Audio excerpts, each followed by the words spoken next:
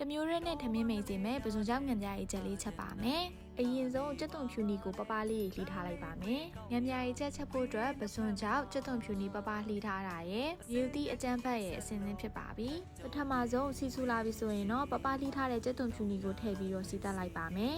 တနွေးမုတ်လေးပါထည့်ပါမယ်နော်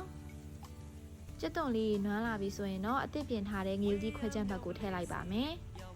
စီတက်နံလေးမှုလာပြီဆိုရင်တော့ငံပြားရေးထည့်လိုက်ပါမယ်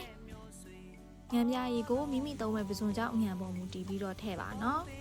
ပြီးရင်တော့အသင့်ပြင်ထားတဲ့ပစုံကြောင့်ကိုထည့်လိုက်ပါမယ်ငံပြားရီနဲ့လေးရဲ့ပစုံကြောင့်နဲ့လေးရဲ့မှုေးပြီးတက်လာပါလိမ့်မယ်နော်ပြီးရင်တော့ရေအနှင်းငယ်လေးထည့်လိုက်ပါမယ်ရေလေးနည်းနည်းခန်းတဲ့အထိတည်ထားလိုက်ပါမယ်နော်ရေလေးခန်းသွားပြီဆိုရင်တော့အရသာမြည်ကြည့်ပါလိုအပ်ရင်လိုအပ်တဲ့ရတာကိုထည့်ထည့်ပါနော်ဒါဆိုရင်တော့ပစုံကြောင့်နဲ့မှုေးလေးနဲ့ငံပြားရီချက်လေးရပါပြီရှင်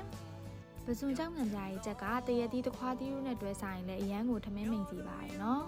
ဗီဒီယိုလေးကိုအဆုံးထိကြည့်ပြီးရတဲ့အတွက်ကျေးဇူးအများကြီးတင်ပါတယ်ရှင်